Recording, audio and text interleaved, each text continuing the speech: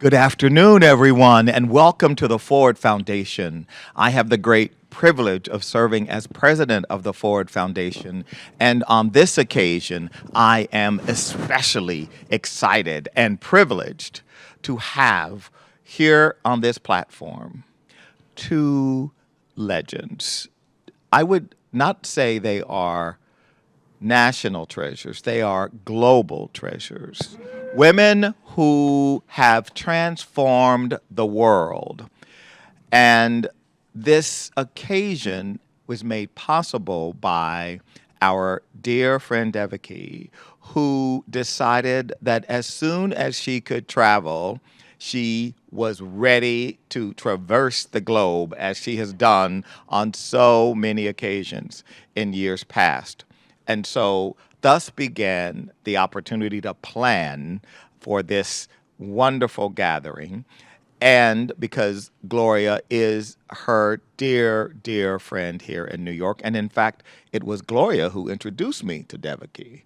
I will say that the two of them just agreed immediately for to a public program and the opportunity to also talk about Devaki's book, which is a very, very precious and prescient in some ways book, The Brass Notebook, which is a memoir of the life of a very privileged Brahmin girl in the South and her journey to being this feminist icon known around the world, speaking before the UN at international women's conferences, causing trouble all over India, making people uncomfortable, getting herself kicked out of rooms with elites and others who thought she needed to not be doing some of the things she was doing, some of the trouble she was making. And Gloria, her dear friend, needs no introduction. Icon, feminist, founder, co founder of just about every feminist organization, it seems, in America. And for so many of us in this country who are American feminists, she has been our North Star. So I want you to join me in welcoming these two amazing, amazing women. And of course, as is usual, Gloria in all her humility is, oh, well, this is really about Devaki. I'm just sort of here. Yes, Gloria, you're just sort of here. That's what happens when you're Gloria Steinem. You're just sort of here, sitting in a kind of marginal place and like sort of just hanging out. You're going to work for this, Gloria, because when you come to the Ford Foundation and you've got an audience like this, they want to listen, but they also will have questions. And so I do want to start, though, with Devaki, with your book, because The Brass Notebook is really a poignant, deeply searing reflection of a woman well into her life and who takes an unvarnished, unsentimental look back over what, by all estimations, has been an extraordinary life. And I'd like you to talk about just the beginnings. I mean, for many of the people in this room, reconciling who you are today with where your journey began um, can only be understood through a book like this, or if we're lucky enough to hear it directly from you. I find your introduction overwhelming. I don't know Your how mic, to match the. you may be sitting. We've got handhelds here today, and Linux will keep you, and it's on. It's on, Devaki. It's on. It's on. Yes? And what do you want me to say? I want you I want you to talk about Devaki. I want you to talk about being that young Brahmin girl and where the journey began and how you got to be Devaki. Darren, I don't want to make it heroic. As I've said in the opening first chapter of the book, I quote Fatima Marnisi, who just says, you have to step out. I think somewhere along, many of us, men, women, children, feel they must step out, by which they mean step out of whatever place they are in. That quote is just brilliant. If you want to be free, you have to step out. So you step out of binding homes or orthodoxies or patriarchy or whatever are the various chains that might sort of inhibit women from doing everything they want to do. I think why I like it is I cannot think of any kind of construct in my mind or any kind of inspirational book that I read or any education experience that made me step out. So I just stepped out. Now, why do I say that? I've been thinking because of the fact that you have to do this book, and I was reading some of it, that what is it? My sisters tell me, my sisters did not step out. They tell me that I was fortunate that I had a light skin. In the South, we are all dark skinned. And light skin has a value, men want There's light-skinned anti-blackness girls. beyond So the the Western ads are all Hemisphere. about light skinned women. And relative to them, I was light skinned. So they say, you had a light skin, so you could walk out. Your parents weren't worried that nobody will marry you because they all were darker and they had to get married before too much age prevented a man from choosing them. So many rather ugly things were said about the fact that I could escape the normal track of people like myself. But I think it was, I think self-confidence is born. I think it's a genetic gift. I don't think it's my color of my face or some political movement that made me what I am. I've often thought about it because of that first paragraph. So that's why I quoted her, that you step out and you're free. You can't sort of say, why did you step out, what circumstances, what political ideology, who, you just step out. And so I just took all these decisions which were not acceptable, and lived a life which Stephen Lukes, who is with me in Oxford, will remember. Free, free. We would go and dance in basements in London. But Devaki, I'm sorry, an an Indian woman going to Oxford, dancing in basements of dance halls in London. I mean, that's like a little more than stepping out. I mean, when you say it, I just stepped out. I mean, there was confidence, there was curiosity, there was you felt. Did you feel that you would be shackled to a life of servitude to a man? I mean, all of those things. Yeah. I tell you, I was frightened, and in the book I've quoted from my diaries at that time, when several Brahmin men had been chosen by my parents as eligible for me and the right person. And there was some fun also I had, that when I was about 14 or 15, being dressed up with jewelry and going to see the potential men that I was to marry, to see if they would approve. And of course, I was light-skinned compared to most of my others. And they would approve. And immediately there'd be pressure that you must marry. He's approved, he's approved. But I don't know what it is. I just said no. And then I decided there was no way of getting away from this except getting away from the whole thing. And mind you, when I went to London, there was no backup. But Britain had a system by which you could get a job as a Commonwealth citizen at £5.10 per week. And getting that job was the first step to liberation. For 1 year I did that. Hi, how are you?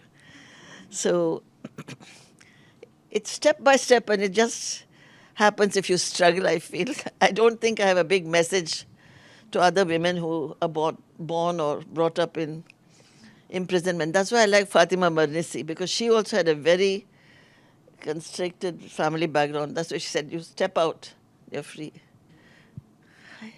And Gloria, in your case, you and you write so beautifully in your memoir, you did not have a conventional circumstance of social standing and cultural mores that presume that you would be a debutante and marry a Boston Brahmin, but you did go to Smith, so you obviously Yes, Could have been on your way because I recall over lunch once you talking about those mixers, the Smith Yale mixers and things like that, when eligible men were possibly within sight, and women were very excited at Smith about that. Well, it's interesting to look back and think what was a misfortune at the time and turned out to be a fortune, you know. So, because my father had 2 points of pride, he never had a job and he never wore a hat. Uh, and he had a summer resort in southern Michigan. But we would get in a house trailer and voyage to Florida or California, working our way, buying and selling antiques, which meant I didn't go to school a full year until I was, I don't know, maybe in the 7th grade or something, and my parents got divorced. So, you know, that seems odd, but it meant that I was constantly reading. I didn't have the same kind of communal expectations. I was in love with Louisa May Alcott. I thought she was my best friend. So I think my dreams were freer because I wasn't going to school. Then I went to college, Smith College, a wonderful college, but it was the 1950s. How many people here remember how conservative, yes, the 1950s were? So I was definitely supposed to get married and have a family and not be in the labor force and all of that. And indeed, I was engaged to a very wonderful man and so on. But when I graduated, but I realized that if I did that, it was over. If I took that one choice, that was it. Okay.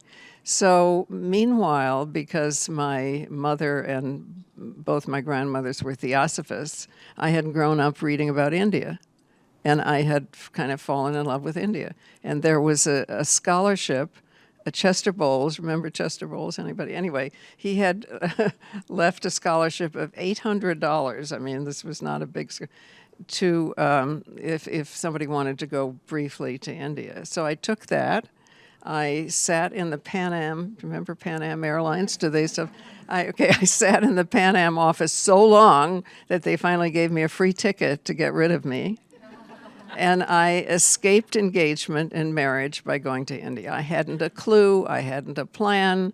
Nobody else was, And, as Dave Hickey says, change, you don't know why. I mean, change is like a tree. It grows from the bottom up, not from the top down. So the little decisions that you make because they express you in some way, then take you in this whole different direction. So living in India for 2 years, becoming a friend of Dave Hickey, was totally life-changing. And here we are 50 years later, right?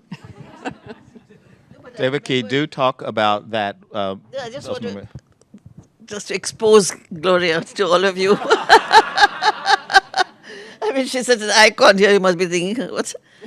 And so this young man who she was engaged to used to follow her like anything, and whatever dinner parties we had amongst a particular group in Delhi, they would both arrive, and Gloria would tell me, I'm not going to do it. I'm not going to tell her. He was crazy about her, but she did. But that was a different man. Him. Huh? That was...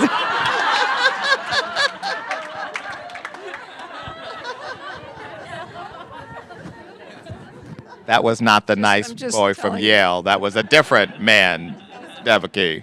Gloria enjoyed the company of adoring men, and it's not a surprise that there were many adoring men wanting to spend time with Gloria. Oh, yes, he was. And so the two of you, where's your microphone? The two of you met during that period. Talk about that, the beginning and the years, Well, Devaki. I'll tell you how it meant for me, because that will probably put you in the context of what India was like. This was the 50s, 10, 15 years after India's independence. And Delhi and India, for those of you who know of something about India, was fibrillating. It was the most exciting time to be in the most exciting country. Because imagine you throw away the empire without guns, and you have this whole ethic of non-violence, and you have Gandhi traipsing around, and you have Nehru, and you have lots and lots of women leaders who joined the marches. In fact, I brought a poster to show you of Kamala Devi Chattopadhyaya, who was part of the Congress and who marched with protests in Bombay, was arrested all over the world wherever she went. So you had that kind of society as well as ethos. It is something that I'm sure many countries, I don't know about what Zenele thinks about South Africa, but when you come out of it, there's a spirit in the air which is unusual. So that is how it was. And I had, as people have said, wanted to work in India in some way to get away from marriage. And in Delhi, there were 3 men, one of whom I married later, who were part of the reconstruction of India. One was doing handicrafts, the other was doing refugees, the third one was doing design. It was what I like to call Renaissance. It was a Renaissance. And the women leaders were not just doing women, they were doing museums, they were doing art institutions, drama. All those brilliant institutions you see in India were set up in the 50s by 4 or 5 women and 2 or 3 men. It's something to imagine, a country coming out of colonization and then getting to be so creative. Many countries who have come out of colonization have suffered a great deal because of soldiers, war, military. But Gandhi brought it out without, like a lotus came out of that. Nothing, no, there was no guns at all.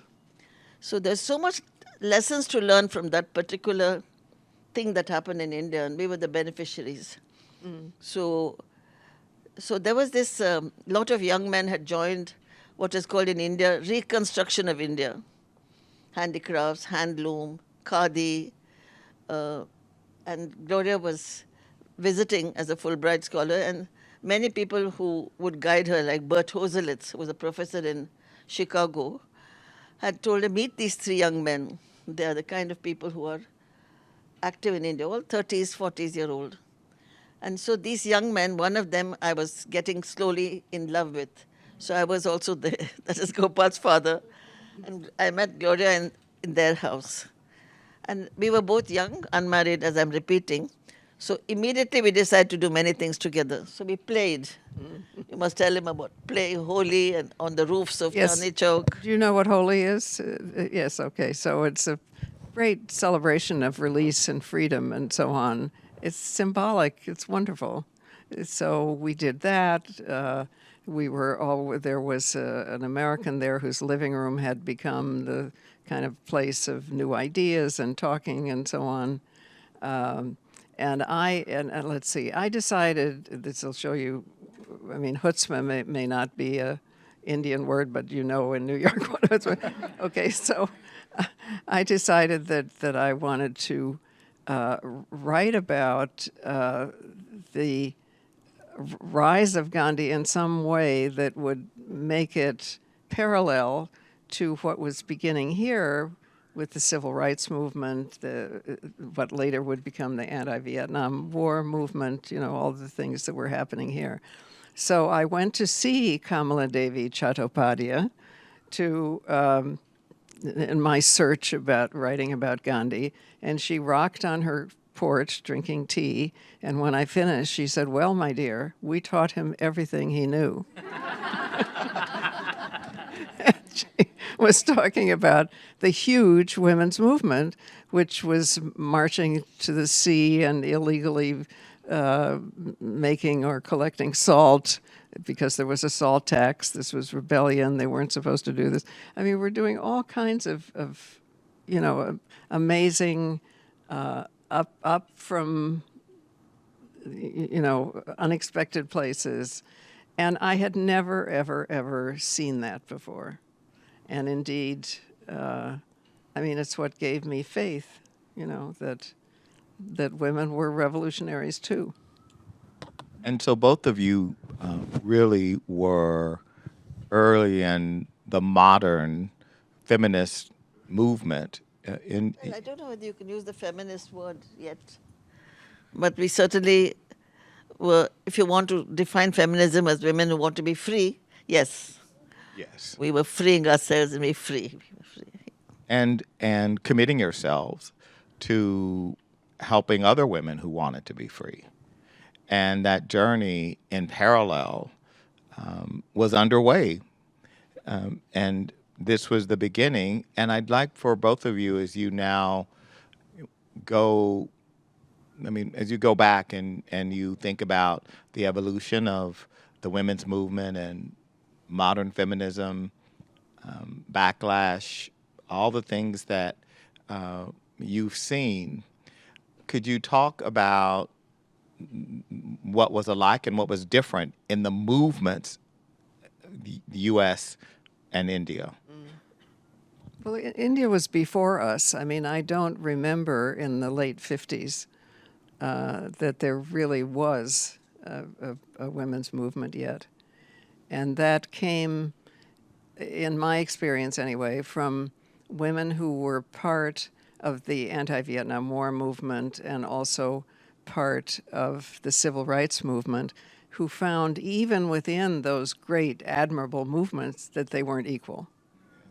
And I'm talking really not equal. I mean, I remember a huge anti-war rally in Washington, and a wonderful woman speaker, got up to talk at the microphone, and the men began to chant, "Take her off and fuck her, take her off and fuck her."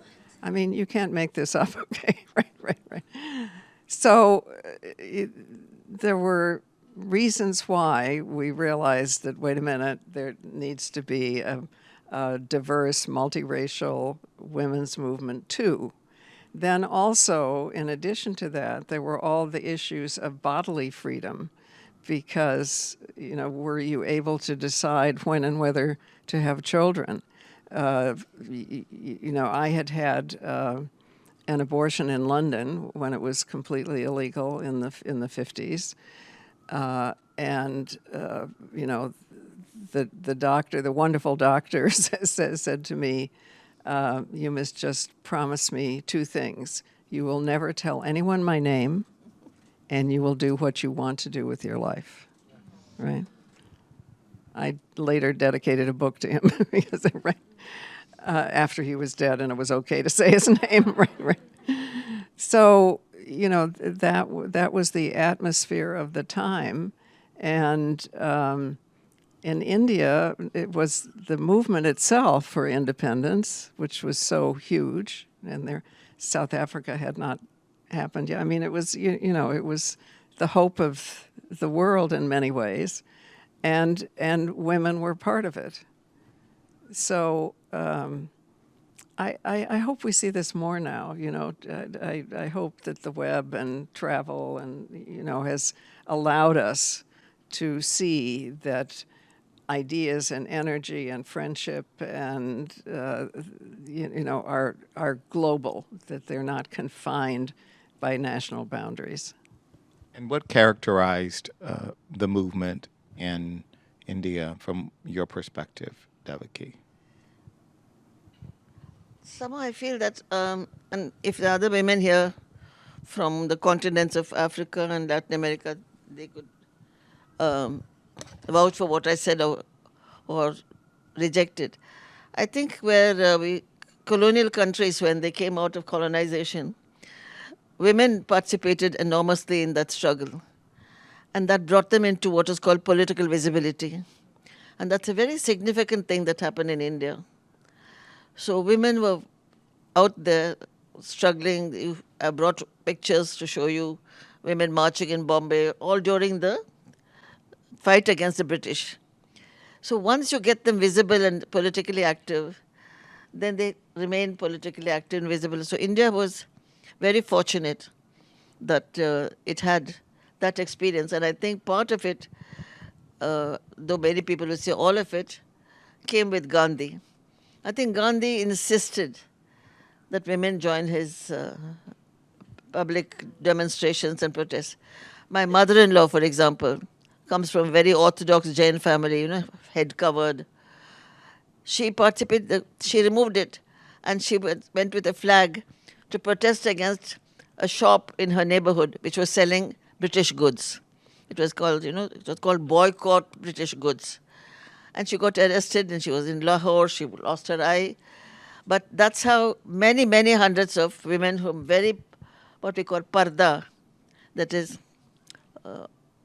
traditional, highly invisibilized women's communities, came out. If you see the pictures of the freedom struggle in India, you see women dressed in white saris, walking out, marching, protesting, all coming from orthodox, conservative communities like the merchants, the shopkeepers.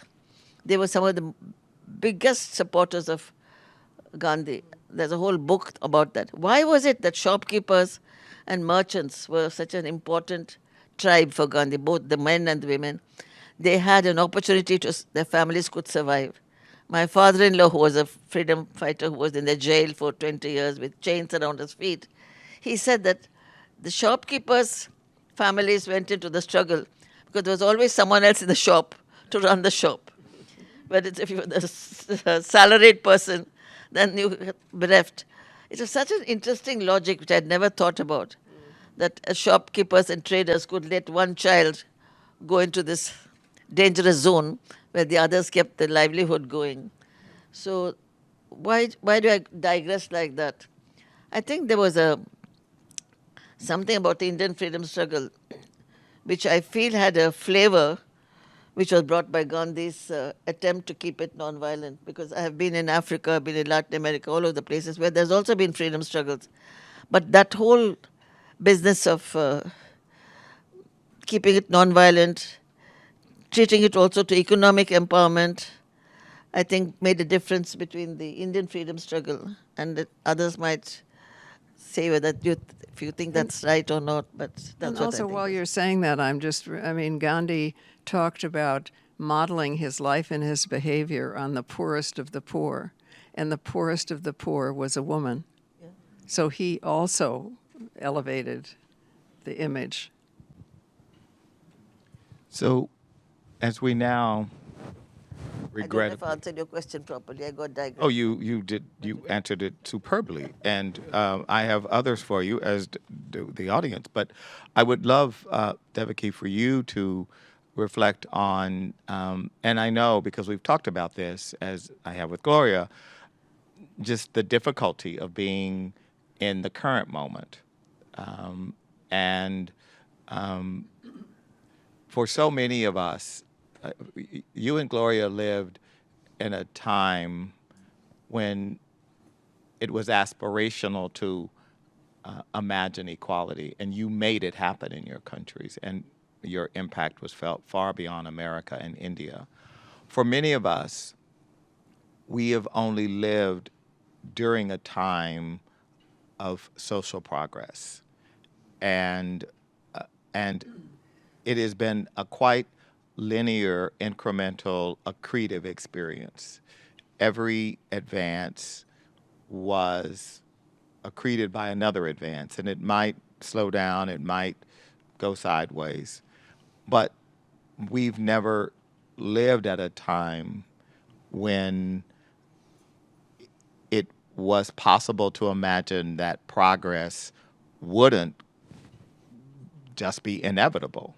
And I think one of the challenges for people who have not had your lived experience and your wisdom in the years that you have, you're both octogenarians, and how, for us, it is so disorienting and dispiriting and just disillusioning to imagine that we can live in a time when the aspiration, as Dr. King said, the arc, that the arc would not continue to bend, which felt inevitable. You knew it wasn't. I mean, you knew how hard you had to work because you were living in a time of tremendous restriction and lack of freedom because of your gender. Even I, as a black queer man, always felt that process was just going to be inevitable, and it was affirmed, right? So when I was in college, when the age you were when you met in India, I couldn't have imagined that I could marry the man I loved. But that actually became possible. and actually not a long period of time, all things considered.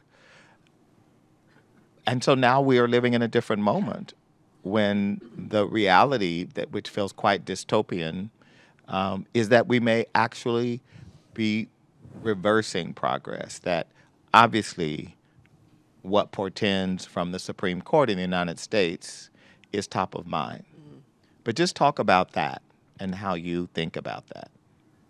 Well, when you're speaking, I'm thinking that one thing we need to remember is that this country is profoundly racist still, and we are about to become a majority people of color country. I mean, the first generation of babies who are majority babies of color has already been born. And to me, to all, I mean, why not? I mean, we're going to have better relationships with the rest of the world, better food. I don't know.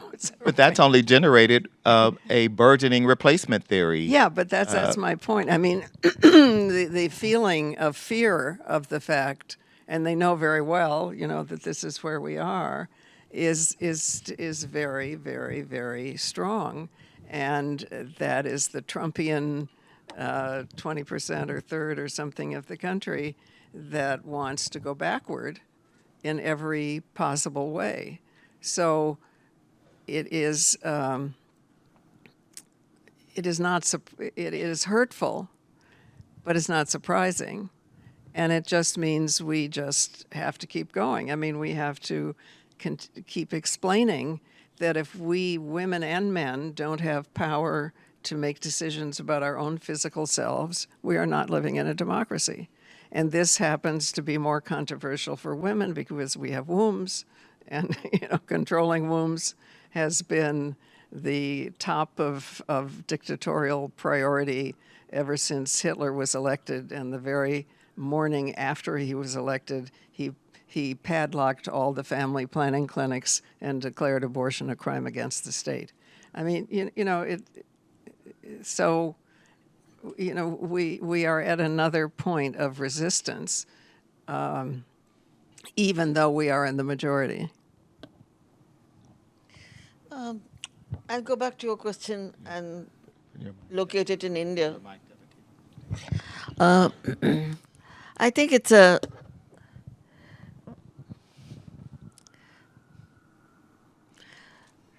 are so many issues that are running at the same time, so it's difficult to pinpoint that one was responsible for something else. You have the freedom struggle, then you have a movement going across which is led by Gandhi, that there should be simplicity, that you should accept all the various castes as one caste. There's a social revolution going on, there's political revolution going on, there's an economic program going on, again spurred on by Gandhi, saying handmade goods. Everybody should have a livelihood. So spin at home and give a wage to everybody who spins.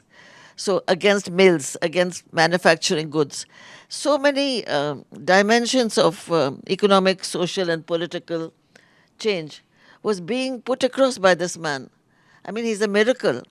And because he had this whole garb of a priest, a kind of ascetic, not wearing good clothes, wearing slippers, no shirt, no clothes, he had an appeal, and it's argued by many historians that women were overwhelmed by this man's saintliness, and that they were one of the forefront of fighting for freedom, because he was so understandable. Suppose he was like a modern, like my son Gopal, then nobody would have followed him. But he had that. This is what mothers are for, I'm so glad I made you laugh, because so there were so many combinations. And remember, even today, though I say it, and I'm sure you should not assume that I'm one of those overwhelming patriots. We have 14 languages in India, genuine languages, and people speak that language in that area. And it's not necessarily the case that others know that language. And yet we cope. We cope with governance, we cope with high levels of industrial production, textiles, you name it, even now electronics. So there is a magic in the social formation of India as a subcontinent. And many novelists have written about this. So it's difficult to answer your question in a kind of classified way that we normally do. That yes, there was Gandhi, yes, there was many things. And the fact that we were different but the same also made it easier to have a freedom struggle. That if we were all one kind, the homogeneity might have not had, but there were different states, each having its own ideology.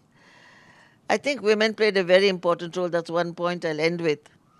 That if you see the pictures of the freedom struggle in India, you'll see women there in the front. How did that happen? That happened, we are all told by historians, only because of Gandhi. Now, why was it that women, Gandhi had that ascetic look. He didn't look like a rapist, he didn't look like. And people say that they were attracted by the religiosity that Gandhi represented. And by and large, peasant countries, you will find that women in the rural areas are drawn into religiosity, drawn into saints and people who they feel can heal the pains that they must feel. So there was that combination of Gandhi being a kind of saint-like figure and also appealing. He appealed more to women than men and saying that you are the ones who can make sacrifice, you are the ones who can save India. Hardly any other great leader of the world has addressed women as the special soldiers of liberation, So these were some characteristics of India which I think have made her significantly different from other states. And yet, if I say it, I feel embarrassed to say it, I sound like a chauvinist. But it's some characterization I want to do. I don't want to speak as if we are on. There were some things which I think explain the question you're asking. It's a very difficult question. So I think we want to give this audience an opportunity to ask Devaki, Gloria, a question. We have mics here, and I encourage you, and I know they would like to hear from you. Devaki has traveled thousands of miles. Gloria has traveled a few blocks, and I know each would love to hear from you. Are there any questions? And you can also give us answers as well. Exactly. If you have answers to any of the problems today, please just go right there to the mic and introduce yourself and ask your question.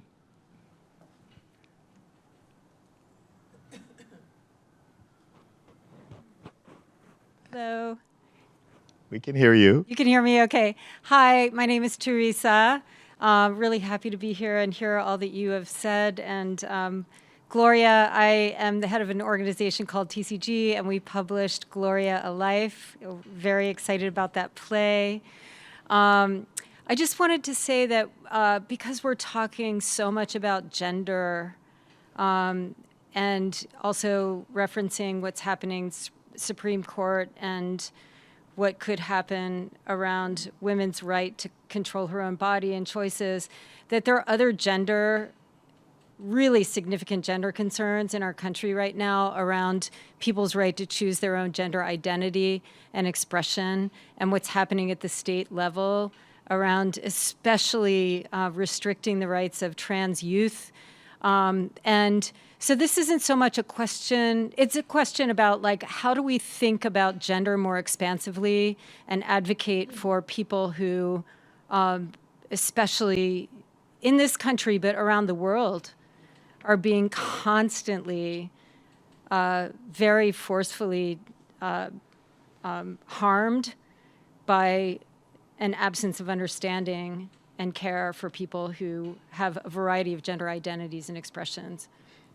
Well, I'm not suggesting that everybody should do what I do, but for myself, I just want to say all the time, gender is invented. There is no such thing as gender. Race is invented. There is no such thing as race. Some of us who were born in different parts of the world developed more melanin in our skin because the sun was, but it's totally made up. We are each unique individuals that could never have happened before and could never happen again. And we share our humanity. So I worry a little bit about reifying gender, but I realize that if you're, what was it, the prisoner of Zenda? Now it's prisoner of gender, right. So that we have to deal with it in order to be free, but at the same time, I hope we understand it's just utterly invented. Yes, please, just go to the microphone, both of you. Good afternoon. My name is Luz Elena Hanauer, and I work in microfinance for rural women in South Africa. And my question is, to Devaki, you said Gandhi had a lot of success by bringing women because he identified them with the poorest of the poor. Actually, Gloria said that. But they are still that phase. The women are still the poorest of the poor. I am going to ask for advice. How do we change within our necessity of individual work to bring more, to work more cooperatively? What did you do with yourself to cooperate more? This idea, Devaki, of your own individual decision to work collectively with others, that Gandhi, you attribute to him, that he brought women in, but the status of women remains that women are the poorest of the poor, Dalit women especially. We know the context. What was within you as you came to understand that it would be only through collective action that true liberation could be realized? That's a powerful question you asked. But I think to try to find a kind of general solution answer would be presumptuous and impossible. But I like your question, but it's a very, very solid question. I think in India, if I could use the Indian as a field, so many wonderful uprisings are taking place amongst women. There's a movie, you must have seen it, women of one marching across India and converting others into being sort of strong feminists and things like that. So all the time you have social revolutions taking place, but it would be foolish of me and presumptuous to think that it is leading into something major, because even today, women are not well represented in any of the political parties or in the parliaments or legislatures of India. Now, why do I move into that? I think it's very important to have women in political powerful places. I think those social revolutions take place, I think even if they are not feminists, because very often our 9 parliamentarians are not feminists. But still there's a presence and a voice there which I think makes, if there were many more, certainly they would make a difference. I know I'm moving away from the particular point that you're making. I think it's difficult to answer a question of why is it that women in India are still oppressed, having a lot of difficulties in arranged marriages, in having babies, in being wife-beaten, drunken men. All those terrible oppressions are still going on. But almost in parallel, I was telling Gloria yesterday, there's an enormous energy coming, and I wonder if Chitra Balakrishnan would support me, of young women's groups who have stopped doing what is called big political work, but doing a lot of local work in understanding these conflicts and finding very interesting ways of overcoming it, empowering them, getting laws to protect them, making much more basic changes that I've never seen so much happen except in the last 15 years, of women's groups from the middle class and the educated class making a difference to what you call the less privileged. And this has happened partly because there is a lot of support, and I don't say this because Darren is sitting next to me, but there are funding agencies like the Ford Foundation who do support this kind of group which is doing the more healing kinds of things. There are masses of Indian women's groups now, and many of them, in fact, a larger majority of them, are funded either by Bill Gates or by Ford Foundation. And though it may look silly that they should have a foreign grants to make a difference to Indian society, it does stimulate. And while they do that, it's also true that others like myself, we take it into government policy, that it's happening, you can do this, then you can make it into government policy. So that way, India has some very interesting illustrations of grassroots mobilization which is successful, funded by Bill Gates or Ford Foundation, and then carried forward as a solution into government lobbies. It's possible because India is such a lively democracy. You may hear about Modi's dictatorship ways, you may hear about BJP dominating our politics, but my hope is that as we have overthrown so many other such dreadful things, we will also overthrow. There's such a tremendous strength in Indian democracy. And therefore, it's not a very good thing that I'm adding to a women's discussion. But I think we have to see the women's movement in layers, the democratic underpinning, the institutional underpinning, and then what is called the feminist patriarchal struggles that we have. When you were saying this, I was just thinking about this time of COVID and the pandemic and all of that. And I think one of the things that has happened that we haven't talked about, measured, valued, whatever it is that men have been at home, and they have seen and hopefully participated in what it is to make a home run. They have actually been with their children more, including infants.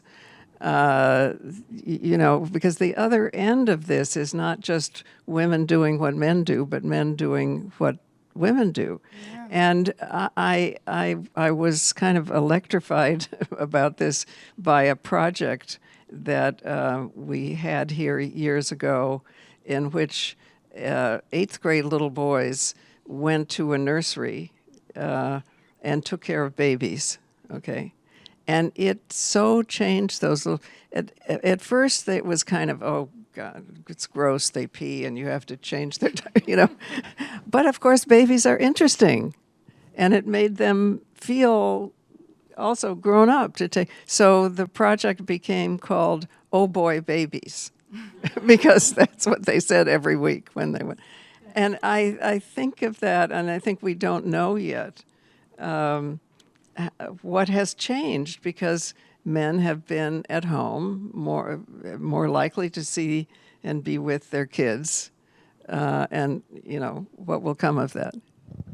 Thank you both. Yes, ma'am, please. Hi, my name is Nicole Rattlers. Thank you both, and Darren, of course, you too, for being here. I'm really excited to speak with you and hear you speak. My question is actually for both of you. What do you define as being free? And has that changed from when you earlier on when you... Speak into the mic. Yeah, I said, how do you define being free? And has that changed from, your earlier years and earlier work to how you feel in the world right now? How do you define freedom, Devaki? What does free mean? You've used that term. Yeah. How many of you started by saying, I was freed from the shackles of young Brahmin womanhood and all that entailed? What does freedom look like for you and for you, Gloria? Great question. What does it look like? To do whatever you want to do. Just, that's why I was quoting Fatima Madnisi when Gloria and I were talking about this session before we came to this room. Fatima Madnisi is somebody that all of you should read. And Zenele and I have set up a kind of a place for her in South Africa that she should be seen as a great global leader. we do things in events to make that happen. Now, why do I say that? She has a sentence, which is the brilliant sentence I've quoted in my opening para, that to be free, you step out. And that's a message which looks so simple, but you have to assert your right outside of what has been given to you. And that struggle is what I think has made me what I am. And I think this struggle is what is making Dalit women and other women in India get out. You have to just get out of that situation. Saying that looks so trivial to the big important question you are asking. But I cannot stop saying that collective work is good, government programs are fine, international feminism is helpful, but ultimately the space and the encouragement to women and Dalits to step out, you know. And to be free, what does it mean to be free? I mean, you know, we could go on and on, but it's the ability to do what you love. You love it so much you forget what time it is when you're doing it, right? Whether or not somebody else told you to do it or instructed you is kind of immaterial because you kind of know, right? I mean, each of us comes into this world as a unique human being who could never have happened before and could never happen again. And we have some unexplainable, miraculous impulse to use our talents to think of things we haven't done, or maybe nobody else has done, or that just we want to go to the park today. We want to sit in the sun. I mean, you know, it's spontaneity is godliness, as they say, you know, right? So it's what Devaki says, and it's also that, you know, instantaneous freedom.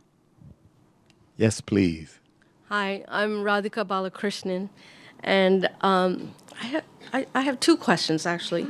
The first is, both Gloria and Devaki, you mentioned sort of the Modi regime, what's happening in the Supreme Court, and both of you have such a long history of looking at the world. And I have to say I'm despondent quite often in terms of where we're going. And so just your wisdom as to where we need to go next. And the second is, Devaki, I want to bring up the fact that you're also a feminist economist, which gets forgotten too often. And as the outgoing president of the International Association for Feminist Economics, I want to own you for that. We have the worst levels of inequality in the world right now, all over the world. Here, India, all over. So both in terms of sort of the political regimes that we're seeing in both these countries and globally, and in terms of what do we do with this economic system that is just not working for most of the poor in the world. So your wisdom. Really, the political economy, and as the India's preeminent feminist economist, there are some who would say that the economics, the pursuit of capitalism, the interaction of capitalism and democracy at a time when it looks like democracy is losing, especially for women, and growing inequality. How do you reconcile that? No, I'm so glad, Radhika, you raised that question. It is the fact. What you said is fact. And it is a struggle, but I find that there are groups forming. For example, in India, we have lots of women economists forming groups. And it's not enough to say this is not right. We have to rewrite economics. I don't think we've done enough on rewriting economics, that is, taking terms and giving them new meaning. I've often felt that it's vocabulary change, I often call it. You know, like, for example, one example I'll give, which I think Sakiko will remember the moment we did that. You know, we have this word called informal sector. And just to give an illustration, that's because it's not yet given a kind of wage fixation thing. But it's not informal at all. It's highly formal. It's highly exploitative. So there was a conference that Sakiko funded many years ago after Beijing. And one of the radical women who came called it the first sector. Now, imagine how important naming is. She said this is the most predominant form of labor in developing countries, informal. And you put it into informal, which doesn't give it the power that it should have. So I don't know if you've read, I've written a lot about how significant it is, how we use vocabulary, naming of household enterprise, naming of work, naming of women. And I think that is where also this question that you asked. Coming back to your actual question, I think there is now an attempt to organize them into some form of unionization. But the real truth is that 97% of India's labor, according to some of the statisticians, is still in that informal, exploited.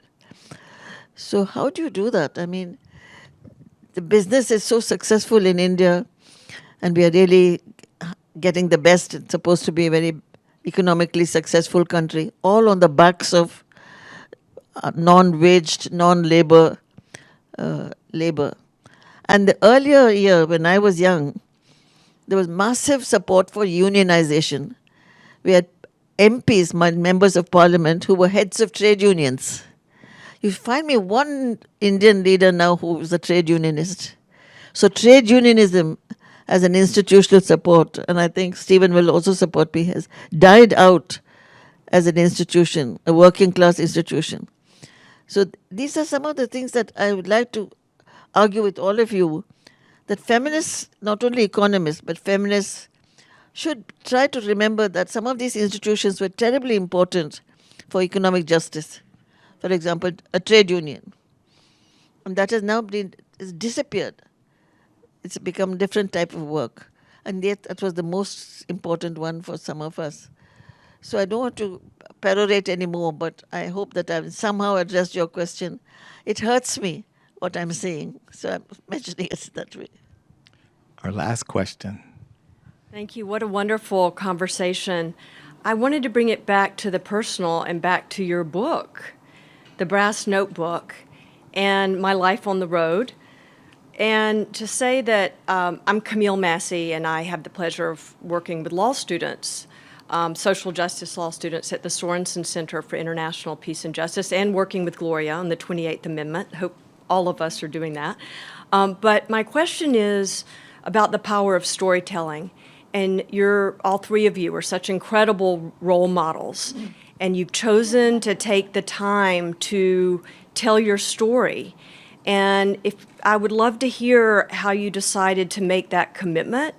And just, were there any surprises about your own life that you discovered while you were both telling these wonderful stories? Thank you. Great question, Camille. So, what did you discover about yourself, writing about yourself? Anything you didn't know about yourself, Devaki? What revelations, Gloria, on your book that were generated that surprised you? Let me answer that first. First, this is a good opportunity for me to tell you that if Darren hadn't pushed me and pushed me hard, I wouldn't have written this book. I mean, I was 84 when I wrote it. And I'm 88 now, and it's came out last year. I mean, it's crazy, isn't it? But it needed to be I know, written. but it's crazy, It needed to be written, and this again is a. Oh, This I is must a. finish, I must finish my statement. So he said, "You must write." I said, "Write what?" He said, "Write your story." And then he did something which I don't know I should reveal or not reveal, but I'm revealing it because God knows I may not get a chance to see all of you again. He just sent $100,000 to the Ford office in Delhi and said, "Make her write it." And so with that money, I was able to go to Oxford and sit quietly in libraries and read biographies and talk to Stephen and others who are my class fellows at Oxford, and wove a kind of story which was not exactly driven by my tutor in Oxford, but this and that and the other. Feeling very uncomfortable about the product that came out. It wasn't flashy, didn't have some one message. But I was trying to imitate Doris Lessing, I was trying to imitate Fatima Marnisi, all these heroines who wrote their stories. But I couldn't quite imitate them. But finally something came out, and that's what you see there. But that's all because this crazy young man, I walk into his office the first time I meet him, And he says, "What are you doing? You're not writing your story?" I said, "No, of course not." Because you, like many women who change the world, do not believe that your story is worthy of publication and that anyone would care. Think about the number of men who have undistinguished, failed careers, who live lives of absolute boredom, except they may be rich, and have Random House and Simon and Schuster and all sorts of people knocking down their door to publish them. And they actually, many of them believe that their story, their dull, uninteresting, homogenous story is worthy of being published. And you were typical of a peculiar thing I find that is gender-based, with women who devalue, even powerful women who are icons, devalue their own story, their own accomplishments, their own achievements, their own belief that others would really care to know about their story. And that was clear from the moment. So that's why I said, you have to do this. You have no choice. And just to underline the importance of story, let's remember Wilma Mankiller, the chief of the Cherokee Nation, who was also a board member at the Ms. Foundation. She's no longer with us. But from her own way ancient wisdom, she always said, "Tell me a fact and I'll forget. Tell me a story and I'll always remember." Our brains are organized on stories, not on isolated facts. And each of us here has a unique, important story narrative. I think sometimes, maybe especially in the age of computers, when we get all these little factoids and numbers and so on and so on, we forget the importance of narrative. Devaki's book does not forget that. We each can't forget that. And each of you, I hope, will tell, doesn't matter to whom, actually, right? It's up to you, right? But tell your story. Join me in thanking Devaki Jain and Gloria Steinem. I hope you will join them for refreshments and cocktails and get to have an opportunity to do a selfie or something with these two icons. Thank you all.